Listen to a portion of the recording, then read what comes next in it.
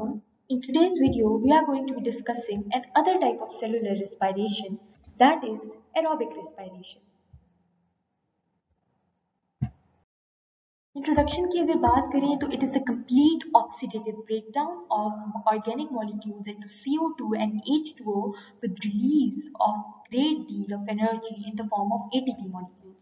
Complete breakdown हो रही है ऑर्गेनिक मॉलिक्यूल्स की CO2 और H2O में, एक ग्रेट डील ऑफ एनर्जी भी रिलीज होगी और ATP की फॉर्म में एनर्जी हमारे पास रिलीज होगी. It occurs in 4 steps, 4 steps हैं सेलुलर रेस्पिरेशन के. जब हम बात करेंगे इसको एरोबिक रेस्पिरेशन के उसमें, तो first step is glycolysis, second step is pyruvic acid oxidation, third step is the Krebs cycle, and fourth and the final, the last step is electron transport chain or the respiratory chain. Glycolysis की अगर हम बात करें तो it is the first step of the aerobic respiration. क्या होगा, breakdown हो रही है ग्लूकोज की 2 मॉलिक्यूल्स ऑफ पायरुविक एसिड के अंदर. ना सिर्फ ये एरोबिक रेस्पिरेशन का फर्स्ट स्टेप है बल्कि एनारोबिक रेस्पिरेशन का भी फर्स्ट स्टेप है.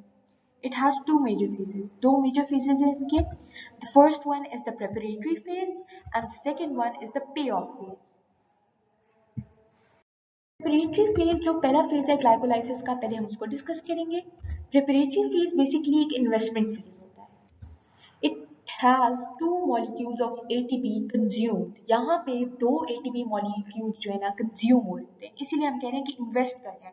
क्या इन्वेस्ट करें? एनर्जी इन्वेस्ट करें. एनर्जी को किस फॉर्म में इन्वेस्ट करें? ATP की फॉर्म में इन्वेस्ट करें. कितने ATP molecules इन्वेस्ट हो रहे हैं? 2 ATP molecules इन्वेस्ट हो रहे हैं. End products are 2 molecules of G3P.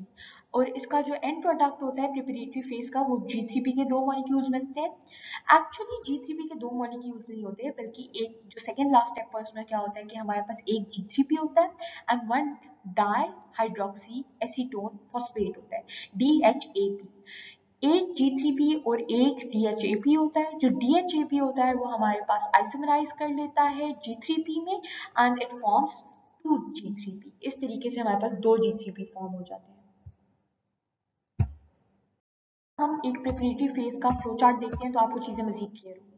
First step में हम देख रहे हैं कि ग्लूकोज जो है वो ग्लूकोज 6 फॉस्फेट में चेंज हो रही है. कैसे चेंज हो रही है? ये ATP ADP में चेंज हो रहा है, यानी इसका एक फॉस्फेट कम हो गया. तो इसने अपना फॉस्फेट ग्लूकोज को डोनेट कर दिया और ग्लूकोज ने इसका फॉस्फेट लेके ग्लूकोज 6 फॉस्फेट बना लिया. इस रिएक्शन को स्टेप 1 को कहेंगे फॉस्फोराइलेशन, और जो एंजाइम इस रिएक्शन को कैटालाइज कर रहा है that is hexokinase. Second step में ग्लूकोज 6 फॉस्फेट चेंज हो रही है फ्रुक्टोज 6 फॉस्फेट के अंदर. फ्रुक्टोज और ग्लूकोज एक दूसरे के आइसोमर्स हैं, तो ये यहाँ पे हमारे पास आइसोमराइजेशन हो रही है. बहुत सिंपल सा रिएक्शन है. जो एंजाइम इस रिएक्शन को कैटालाइज कर रहा है दैट इज फॉस्फोग्लूकोज आइसोमरेज या फॉस्फोहेक्सो आइसोमरेज. हेक्सो भी कह सकते हैं क्योंकि 6 कार्बन वाली दोनों शुगर यूज हो रही हैं, वरना आप ग्लूको भी कह सकते हैं. Fructose 6 phosphate. उसके बाद एक और ATP आप देख रहे हैं यहाँ पे साइड पे ऐड हो रहा है और वो ATP में चेंज हो रहा है. तो ये जो ATP की एडिशन है उससे क्या हो रहा है कि बेसिकली फॉस्फेट ग्रुप अपना डोनेट कर रहा है ATP.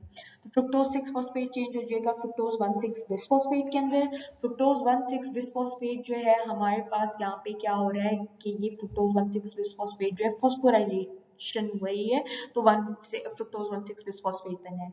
और जो एंजाइम इन्वॉल्व है उसको हम कहेंगे फॉस्फोफ्रुक्टोकाइनेज. फ्रुक्टोज 1,6 बिसफॉस्फेट जो है वो स्टेप 4 के अंदर एल्डोलेज के थ्रू 2 पार्ट्स में ब्रेक कर जाएगा. एक G3P glyceraldehyde 3 phosphate and DHAP that is dihydroxy acetone phosphate. Preparatory phase के स्टेप्स को एक दफा थ्योरी में देख लेते हैं. Phosphorylation is the first step. Glucose phosphorylate कर जाता है glucose 6 phosphate. Second step is isomerization. Glucose 6 phosphate isomerizes to fructose 6 phosphate. Glucose और फ्रुक्टोज एक दूसरे के आइसोमर्स हैं, इसीलिए स्टेप को हम आइसोमराइजेशन कह रहे हैं. Third step is phosphorylation. Phosphorylation में क्या होगा? फ्रुक्टोज 6 फॉस्फेट के अंदर एक और फॉस्फेट ग्रुप ऐड हो जाएगा and it will form fructose 1,6 bisphosphate. Fourth step is splitting. Fructose 1,6 bisphosphate aldolase enzyme के थ्रू स्प्लिट हो जाता है 2 पार्ट्स के अंदर. First is dihydroxy acetone phosphate and second is G3P that is glycerol aldehyde 3 phosphate. fifth step and the final step of preparatory phase is isomerization. Dihydroxy acetone phosphate जो है वो हमारे पास आइसोमराइज होके G3 भी बना देगा. G3P is basically glyceraldehyde 3 phosphate. इस तरीके से 2 G3P molecules are formed at the end of the preparatory phase. Second phase है glycolysis का, that is the payoff phase or the oxidative phase. It is characterized by ATP production. ATP production होती है इस phase के अंदर. It also produces NADH which upon further oxidation in electron transport chain yield more ATP. NADH भी produce करेगा. जब NADH के हमारे पास oxidation होती है electron transport chain के अंदर तो further ATPs जो है हमारे पास वो yield करता है. It is also called as the oxidative phase. इसको oxidative phase भी कहते हैं. End products are 2 molecules of pyruvate. इसके end पे हमें 2 molecules of pyruvate finally मिल जाते हैं. अब हम पे ऑफ फेज को स्टडी करेंगे. पे ऑफ फेज के लिए भी एक फ्लो चार्ट है. वहीं से फ्लो चार्ट स्टार्ट होगी जहां से हमने प्रिपरेटरी फेज को छोड़ा था. तो प्रिपरेटरी फेज में डाईहाइड्रोक्सी एसीटोन फॉस्फेट हमारे पास ग्लिसरल एल्डिहाइड 3 फॉस्फेट के अंदर आइसोमराइज हो जाता है. अब इसके बाद हमें देखते हैं कि क्या होता है. ग्लिसरल एल्डिहाइड 3 फॉस्फेट क्या करेगा कि अपनी हाइड्रोजन जो है ना वो डोनेट कर देगा 2NAD को. 2NAD को अपनी हाइड्रोजन दे देगा तो ये तो डिहाइड्रोजनेशन होगी. यहाँ पे डिहाइड्रोजनेशन को हम इन अदर वर्ड्स ऑक्सीडेशन भी कहते हैं. तो पार्ट 6 जो है ये 6 स्टेप हमारे पास पे ऑफ फेज का फर्स्ट स्टेप होगा वो हमारे पास है ऑक्सीडेशन. तो ऑक्सीडेशन के लिए कौन सा एंजाइम इन्वॉल्व है? Triose phosphate dehydrogenase enzyme. Glycerol aldehyde 3 phosphate जब ऑक्सीडेशन कराता है तो वो 1,3 बिस फॉस्फोग्लाइसरेट के अंदर चेंज हो जाता है. This is step 6. स्टेप 7 में हमारे पास क्या हो रहा है कि 1,3 बिस फॉस्फोग्लाइसरेट अपना एक फॉस्फेट ग्रुप जो है वो एडीपी को दे देगा. एडीपी को दे देगा तो एडीपी क्या बना देगा? एटीपी बना देगा. एंड 1,3 बिस फॉस्फोग्लाइसरेट चेंजेस इनटू 3 फॉस्फोग्लाइसरेट. और इस रिएक्शन में जो एंजाइम यूज हो रहा है that is phosphoglycerate kinase. Kinase का मतलब होता है सिंथेसिस. तो यहाँ पे हमारे पास फॉस्फोग्लाइसरेट की सिंथेसिस हो रही है. The next step, the step 8, in which step the 3 phosphoglycerate changes into 2 phosphoglycerate. 2 phosphoglycerate बन जाता है. इस स्टेप के अंदर जो एंजाइम इन्वॉल्व है दैट इज फॉस्फोग्लाइसरेट म्यूटेज. 3 और 2 हमें पोजीशन इंडिकेट करें फॉस्फेट ग्रुप की.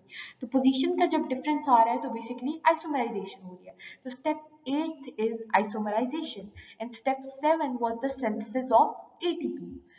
Then the 2-phosphoglycerate changes into phosphoenol pyruvate. कैसे चेंज होता है? यहाँ पे हमारे पास डिहाइड्रेशन होती है, वाटर मॉलिक्यूल लूज करेगा फॉस्फोग्लाइसरेट तो हमारे पास जो है फॉस्फोइनोल पायरुवेट बन जाएगा. और जो एंजाइम इस 9th स्टेप के अंदर इन्वॉल्व है that is enolase enzyme. Finally phosphoenol pyruvate changes into pyruvate. यहाँ पे जो 10th स्टेप है इसको हमारे पास जो एंजाइम कैटलाइज कर रहा है that is pyruvate kinase enzyme. और यहाँ पे भी हमारे पास एटीपी सिंथेसाइज हो रही है. क्यों? क्योंकि फॉस्फोइनोल पायरुवेट में हमारे पास एक पायरुवेट के साथ जो है फॉस्फेट ग्रुप अटैच्ड है. वो फॉस्फेट ग्रुप एटीपी फॉर्म कराएगा. कैसे फॉर्म कराएगा? एडीपी जब वो फॉस्फेट ले लेगा तो एटीपी फॉर्म हो जाएगी. फेज के स्टेप्स को एक दफा हम डिस्कस कर लेते हैं. तो ऑक्सीडेशन में क्या हो रहा है हमारे पास जो 6 स्टेप है कि G3P ऑक्सीडाइज हो जाएगा 1,3 बिस फॉस्फोग्लाइसरेट के अंदर और जो NAD है वो रिड्यूस हो जाता है NADH के अंदर. ATP synthesis 1,3 bis phosphoglycerate loses its phosphate group and forms 3 phosphoglycerate along with ATP. 1,3 bis phosphoglycerate अपना phosphate जो है दे देता है ADP को. ADP ATP बना देगा और 3 phosphoglycerate में change हो जाता है 1,3 bis phosphoglycerate. आइसोमराइजेशन में क्या होगा कि 3 phosphoglycerate change हो जाता है 2 phosphoglycerate के अंदर. इस स्टेप को हम कहते हैं isomerization. Step 9 is dehydration. Dehydration में 2 फॉस्फोग्लाइसरेट वाटर लूज कर देता है. वाटर की लूज करने को हम कहते हैं डिहाइड्रेशन और पीईपी बन जाता है. PEP is phosphoenol pyruvate. Then the 10th step or the final step of glycolysis and the last step of the payoff phase.